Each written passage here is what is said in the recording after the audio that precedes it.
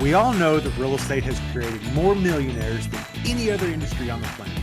We also know that it has created a lot of heartache due to mismanagement, overborrowing, and just simple life events that happen to all of us. Welcome to the CashFlowPro podcast. My name is Casey Brown, and I am your fearless leader.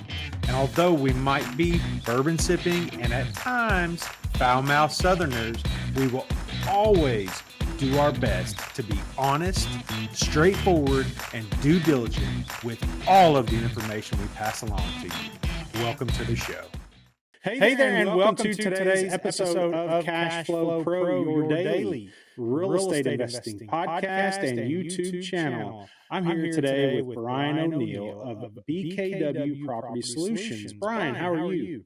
Casey, I'm doing great. Nice to speak with you, and looking forward to a great interview today. Absolutely, man. We're delighted to have you, and hopefully, we can bring the listeners some value and something that they may or may not know about real estate, and then we can also discuss, like I told you prior to the show, we can discuss whatever and however you want to discuss anything that has to do about real estate investing, real estate syndications, people finding creative financing, whatever it is we wanted to go about, we can go about it. So why don't we start out? Now I will tell you, I'm going to drop this on you. I usually don't talk about it pre-show, but I'm going to talk to you right now because I want to drop a little bit of kind of give us an angle towards what we're going to try to tackle in this show.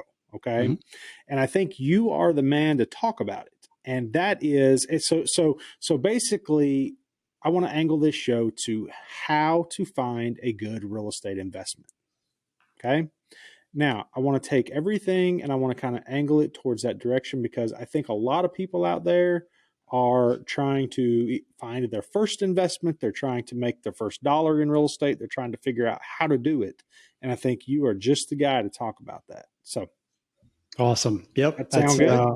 That sounds like a plan to me. I've got plenty of ideas. Awesome, man. And that's usually the way the best ideas come about is when you just kind of throw it out there and say, hey, here it is. Let's go with it. So with that, why don't you tell us a little bit about yourself, who Bryan is, where Bryan comes from, and how you got into real estate in general, and then we'll go from there. Yeah, I've been around a bit. I was in corporate before I started my real estate business. I was in corporate sales for 25 years. So my download was just the same as everybody else. I was told to do good in school, go to a good college, make sure I got good grades. And my father said, hey, find a company that's got a really good management training program. That's how you'll get far in life. And I did that. I worked for Enterprise Rent-A-Car right out of college for their management training program. And that's launched my sales career. I worked 25 years, as I mentioned, 18 years for the same company selling elevators. So real estate, anyone thinking about, you have to have this prior experience, real estate and selling elevators, there's nothing related at all.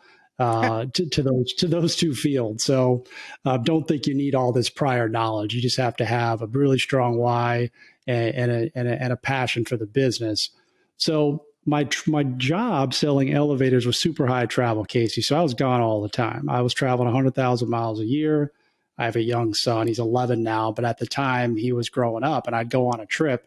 I'd come home 2 or 3 days later and he looks different. He's talking different. And, that started to chip away at me because I had always wanted to start my own business. I always knew that I had something more in me. I was just stuck in this corporate rat race like so many other people are, and they just feel like they can't get out of it. And he started, as he got older, to voice his opinion about me being gone. Like, hey, Dad, I don't like it when you're gone. I don't like it when you leave. Don't go. I'm afraid to be in the house with Mom by myself. And that really was what pushed me over the edge to say, okay, I'm no longer going to let my fears and doubts hold me back. I'm just going to go for it. And just fast forward, I was the reason I didn't do anything in real estate for so long was because I didn't have the right people around me. So that conversation with my coach led me to hire a coach and a mentor. And I'd been trying for 25 years to quit my job after I hired a coach. It took me 9 months. Isn't that something, man? Yeah. This is actually, and as these episodes publish, believe it or not, unless something gets funny here with the way with where we drop them and what days they come out, this is going to be the third episode in a row where the specifically the discussion of the importance of a mentor and a coach, like one of them, I think you might be the only one of the three that is actively doing some coaching and trying to help that. The other two have been people that have said, hey, I didn't, the first thing I did was I went and hired a mentor, because you don't hear of a lot of people to say that's the first thing they did. Usually the first thing they did, they're like, all right, well, I went out and I screwed up big time. And then I was like, all right, I better get somebody that knows what the hell they're doing. And so with that being said, I mean, I just, for the listeners out there, I hope this stresses the importance of finding a mentor, finding somebody that you kind of gel with a little bit, that just has been where that's where you want to go. Right. And it's just, anyway, I think that's excellent. I didn't mean to kind of stop you there, but the importance of the mentorship, of finding a mentorship, is just, it's enormous. Yeah. Can't stress it enough. I can't speak about it enough. Honestly, it's been, I don't know what it is about men too. I just felt for years and years and years, okay, after I'm done, I'm 21, 22 years old. I got a job. I'm good. I don't need any coaches anymore, even though we have them all the way growing up. Teachers, coaches, mentors of your church. I mean, whatever you're doing in your life, you have people helping and leading you along the way to teach you and support you. And then you get into the corporate world and you're done. And that's why I was in the same spot for so long, is because I was egotistical. I thought I had it all figured out. And it wasn't until I, invested in myself. That's the big thing too. It was, I blew all this money on material stuff, cars, houses, and, trading in the stock market and blowing money. But I never looked at what's the value of the return of investing in myself. And you can't put a dollar amount on it. You really can't. And I think that something, I don't know, the whole conditioning that leads to, I graduate high school, I'm supposed to go to college, and then I'm supposed to get a degree, and then I'm supposed to go to work, and then I'm supposed to have kids, and then I'm supposed to buy a house, and then I'm supposed to retire when I'm 60. And what happens between 24 and 60? I mean, that's like, okay. So basically some people try not to die those years, I guess. And that's kind of the long and the short of it. But when you can, the thing is that the importance is knowing that there's options out there. Right. And that's probably even more important than because you go to college. So let me back up before my mind gets like I'm in a whirlwind here trying to think about everything to say, because it's so important. But you go to high school. Well, really from the time you're in kindergarten, preschool, whatever, everything is structured, right? Mm-hmm. Everything is structured about, hey, 1 + 1 is 2, right? Or 2 + 2 is 4. But you know what? 3 + 1 is also 4. 1 + 1 + 2 is also 4. But right. When you apply, so what I'm getting at is applying real world scenarios to these textbook situations you were taught is ultra difficult for some people. And that's even all the way through college. You go to a management course and you learn about these different types of tests and things you can do for people and try to manage people and figure out what type of a person they are, and so on and so on and so on. But then when you actually get in the real world, are you really going to go test all of your employees so that you know where they fall in the DISC scales? I mean, some people do, some people don't, but what I'm saying is application doesn't seem like it's ever taught. It seems like they're like, okay, hey, you're out of college. Now they drop you in the world. And you're like, wait a minute. You mean to get to 4, it's not always 2 + 2? Yeah. And you know what I'm saying? I do. No, it's a good point. You mentioned the word conditioned. I mean, we're taught from an early age what to do, how to do it, where to stand in line, where to sit. And, now, we talk, coach, we definitely let's talk real estate for sure. But I'm just trying to educate as many people as I can to understand that you don't have to go through what I went through. There's another way to do it. And yeah, like my grandfather used to say, there's more than one way to skin a cat, right? That's and right.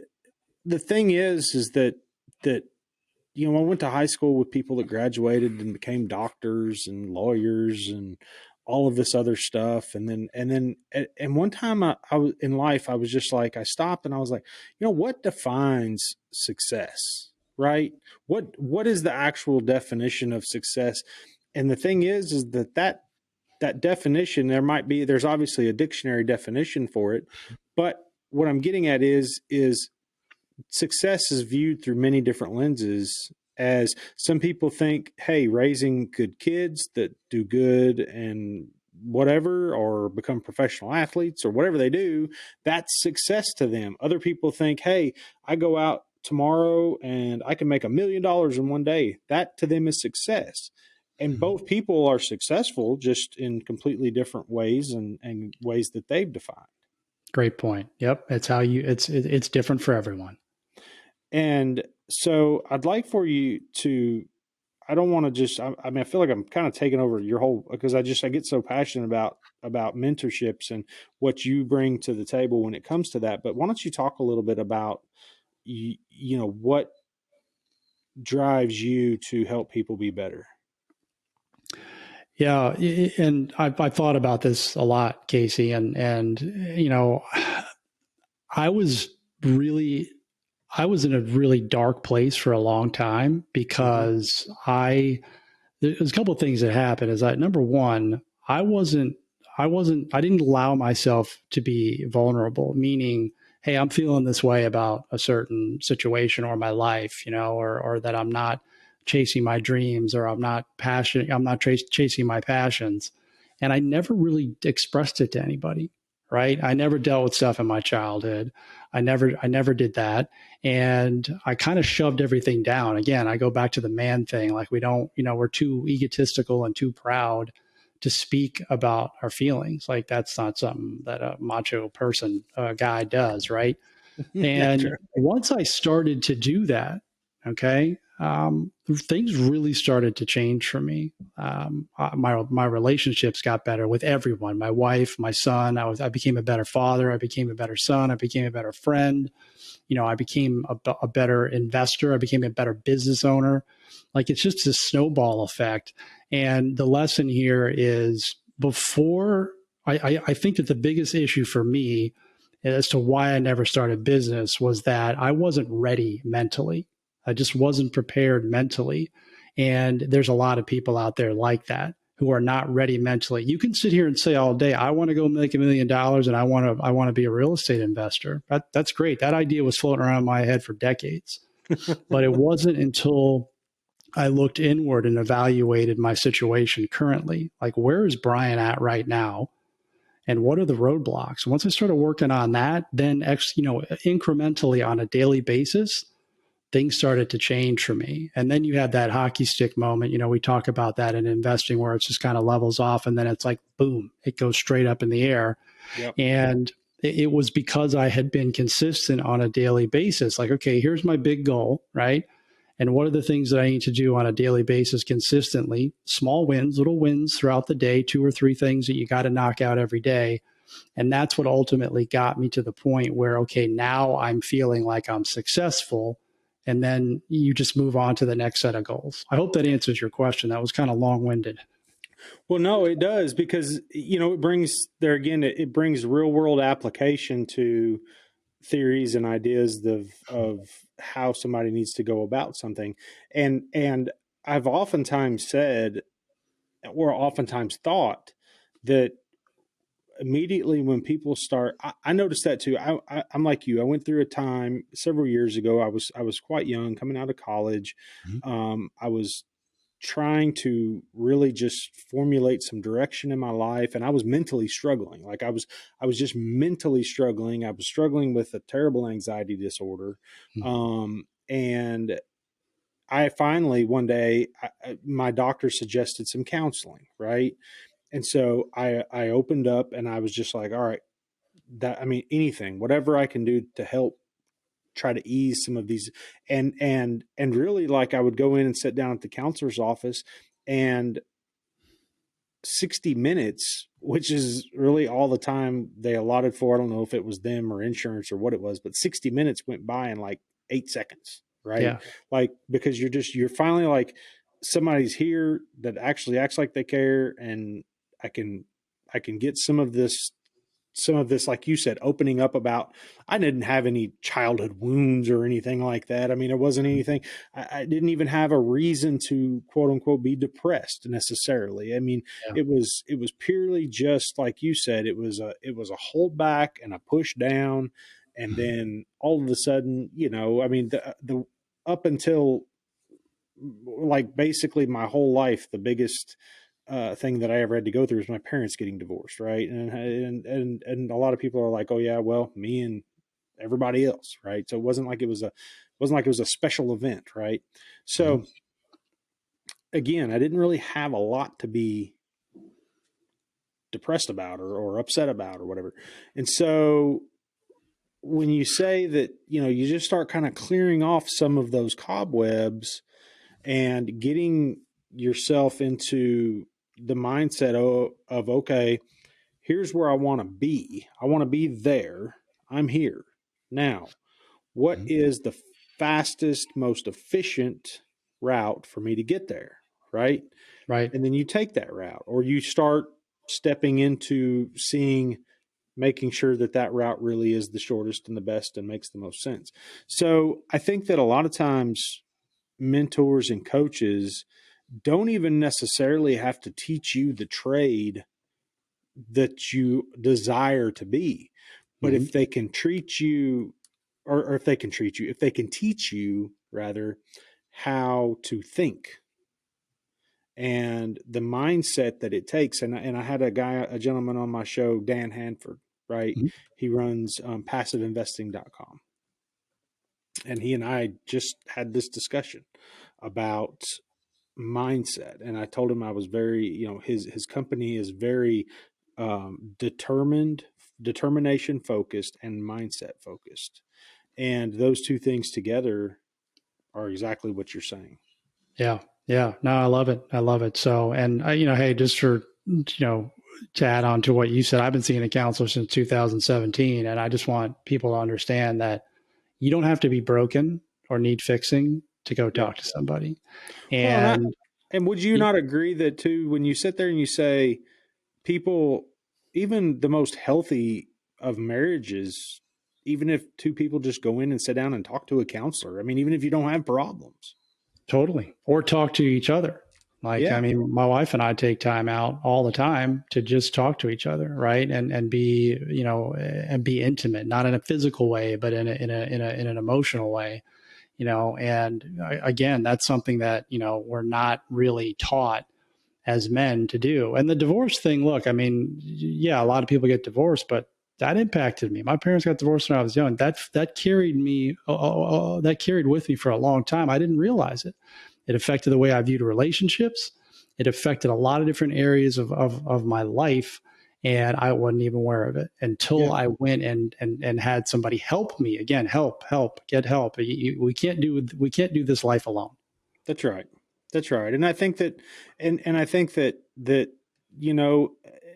and a lot of times I say that religion almost came out of the necessity of some of these things for people to privately want to take care of some of this stuff. And I think that's religion across the whole world is the belief in a higher being, that these are the reasons why things are the way they are. And then you can go to that, whatever it is, and say, hey, these are my problems. Can I talk to you about them? And sure. And so I know we're getting a little deep on some of that stuff, but man, the importance of all of that in business, and the importance of all of that to success in business, right? Because I'll be the first to tell you, business, my way of running my business, it cost myself and my ex-wife our marriage, right? Hmm. And luckily, at the end of everything that came about after the marriage was irrevocably broken, Hmm. we have found it to get along, right? Get along for the kids, get along because it's too heavy a burden to carry to just be pissed off all the time, right? That's It's right. just not, it's not worth it. So, but a lot of that stuff would have been alleviated had we known what we know now, which was to communicate about what was going on Hmm. in business and outside of business.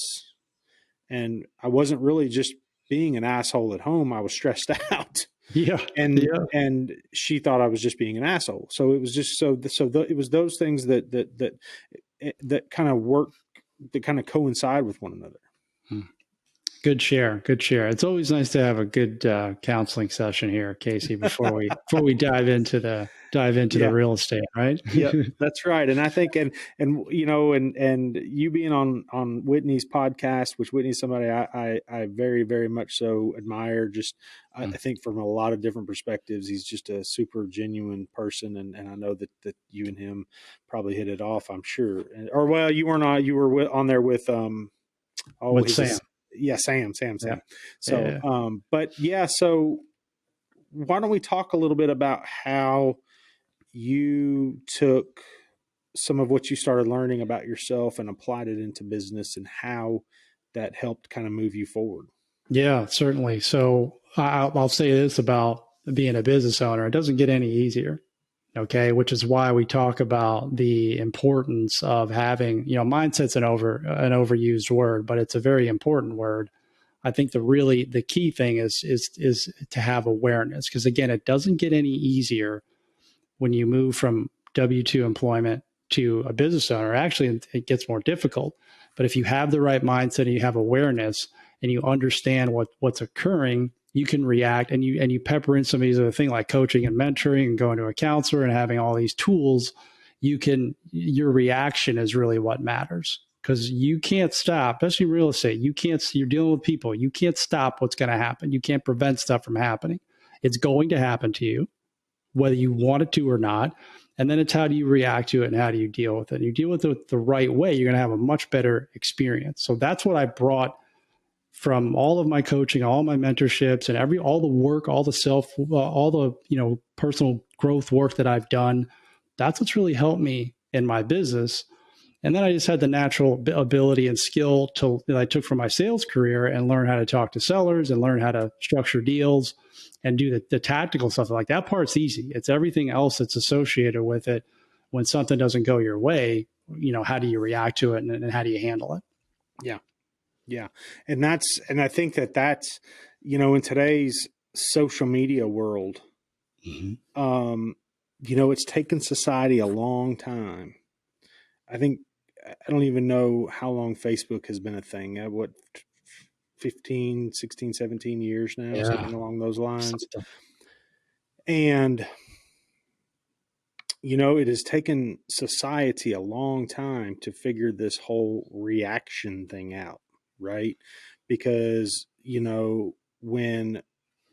as Facebook started as like a fun place to go, a place where you could go, I could see pictures of my nephews, I could see pictures of my nieces, I could see pictures that otherwise at the time we didn't really have a huge platform for, like being able to share pictures even via text or anything like that, right? Mm-hmm. So it became a place where we would go and could go to see that stuff and communicate with friends and family and so on and so forth.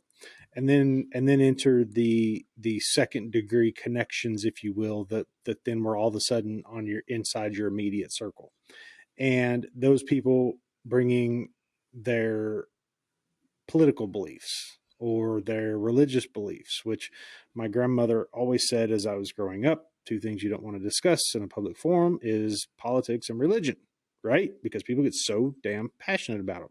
Yeah. And then all of a sudden, not only did we have politics and religion like every second of every day, like you were being almost force fed whatever stuff it was. And then all of a sudden you realize, hey, I don't really even like that guy because he believes X or he believes Y or whatever, right?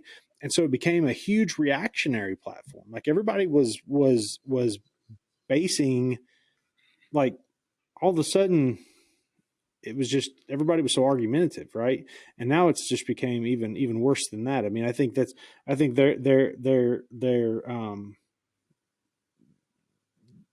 reaction, I guess, is what I'm talking, is where I'm going with this, and how people react, and learning how to react, and learning that, if you have an opinion one way, there is most likely somebody that has an opinion the exact opposite. It doesn't even mean that you're wrong or that they're wrong. It basically means that, hey, you know what? Tomorrow, somebody's going to figure out a way to solve X, Y, X, Y. That's the end of it.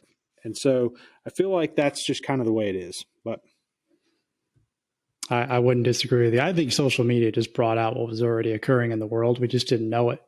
So, I mean, we're talking about all this stuff, everyone's shoving down their anger. People aren't angry about politics. They're angry about something else, and they use politics as the medium, or religion, or whatever it is. You can put anything on the internet, and if it doesn't agree, if you're having a bad day, it's kind of like road rage. You're not mad because somebody cut you off. You're mad because, your marriage is failing.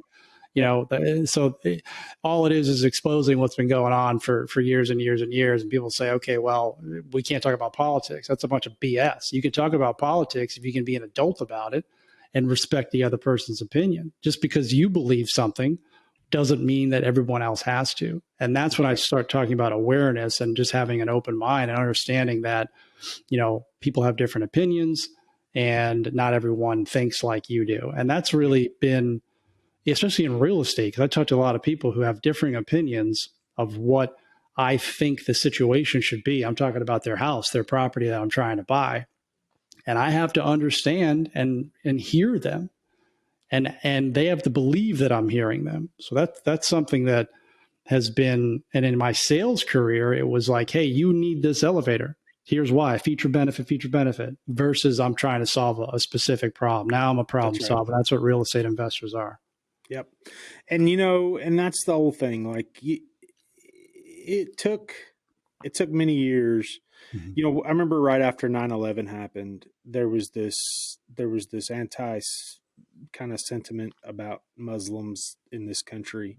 And it just and even for a few minutes, I thought, man, we're just so angry. Right. And then when it come to find out, it took myself growing and on up into adulthood to realize, and I know several people that have Muslim beliefs right now, and it's like, they are good tax-paying citizens of this country, and they are in this country for that very reason. So I want to, again, there you go, be tolerant of their beliefs, as whatever they believe does not mean that's where I'm going, right? Hi, this is Casey Brown, host of the CashFlowPro podcast and YouTube channel. Have you been thinking about investing in real estate but just don't know where to begin? I'd like to help by inviting you to check out our website at www.3000capital.com. There you will find an array of material that will help you learn all about real estate syndication. And while you're there, be sure to check out our free video series download titled 5 Must-Know Keys to Success in Passive Real Estate Investing. I'd also like to personally thank you for making CashFlowPro part of your day. Now, back to the show. So anyway, you could talk about that stuff all day long. It's not a political podcast. I don't aim to bring up any of that stuff. I guess I bring up all of this to bring it to a mindset. And I'll tell you one thing, Bryan, that I think can be taken from this discussion you and I have had is to be focused on what is going to better yourself, not necessarily what's going to better everybody else. Yeah, I agree 100%. Absolutely right. And what does disagreeing with somebody, how far is that getting you towards your goal? Nowhere. Backwards. That's right. That's right. So focus on yourself, focus on building you up, and take the problems where they need to go and figure it out. So why don't we talk a little bit real quick? Tell us a little bit about your coaching stuff that you do. I think that's kind of the angle that we've taken here. And I think it's very helpful for people to to be able to take that focus off of that Cub shirt that you have on. Yeah, definitely. So again, the focus of my coaching is not to necessarily teach someone how to do something specific like real estate or stocks, or it's really to prepare you mentally for, okay, I'm in this position where I have a job that I'm stuck in. I don't like it. And I really feel like I'm stuck there. Like for me, part of my story was I was a high income earner and I created a lifestyle that the job had to support. That was what I told myself. So if I left, like, hey, no one's going to pay me this amount of money, right? And I can't replace my income and start a new business. I'm going to go into the red. So what we're trying to teach people is, hey, you need to look at this differently. Okay, again, the self-evaluation stage, that's what we work with. Developing multiple streams of income. I actually just put a video out the other day on this. Why would you replace a W-2 income with a business income? You need to have a multiple, right? So that you crush the money fear. Most people who want to leave their job, money is like the number one fear. Number one. They're concerned they're going to lose money. So we're really developing that mindset piece. And then also, what is it that you're passionate about? Like you hear somebody talking about they're making $1 million in real estate. Well, maybe you don't, and that sounds good to you, but do you really want to be a real estate investor? Maybe you want to do something different. But most people don't know because they haven't taken the time to think about what that is. Like evaluate what lights you up. What am I happy doing? Well, I can't make $1 million teaching baseball to kids. You don't have to. You can make money in other ways. And then once your passive income replaces your W-2, you can go do the thing that you love to do. And that, to me, that's success. And that's what we're trying to get to, instead of just like, I hate my job. I got to try this other thing and see if I can make money so I can quit my job. That's the wrong way to approach it. That's the way I approached it for 20 something years, and it didn't work. Yeah. Yeah. And then once you started figuring it out, man, you moved that needle, right? That's right. That's right. So I'll just give you, I have a show. It's called the W-2 Prison Break Show. It's a podcast and it's dedicated to exactly what I just mentioned. And, if anyone's interested in learning more about it, just go to the site, w2prisonbreak.com. Awesome, man. That's great. Mm-hmm. All right. Well, listen, as we're running out of time here, I got a couple questions that we ask every guest that comes on the show. Yep. And the first of those questions is, what is the best book that you've recently read or are currently reading? Oh, the best book that I've recently read. It's I would say recently, so the last like 3 or 4 months, which is Green Light by Matthew McConaughey. I read it on Audible. Awesome book. The guy's a great storyteller, especially if you listen to the Audible version. It's just the way, because he actually narrates it. So I love the book. Yeah, really awesome. Green Light. Awesome. Green Light by Matthew McConaughey. Cool. Yep. All right. What is a dream vacation that you've taken or hope to take? Wow. Well, my wife and I go to Mexico. Let's see. We've been probably 8 times. We're actually going this weekend. So, fun, man. Yeah, I'm jealous. That's for sure. We're going this weekend because for Labor Day, our anniversary always falls over the Labor Day weekend, and we're going to go to Los Cabos in Mexico.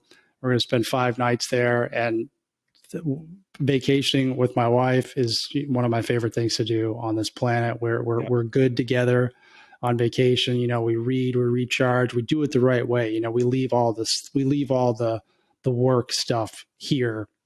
And we go there to spend time with each other and to speak to each other and to, just enjoy being together. Sure. Awesome. Yeah. Good. And you already told the listeners how they can reach out, and that's w2prisonbreak.com.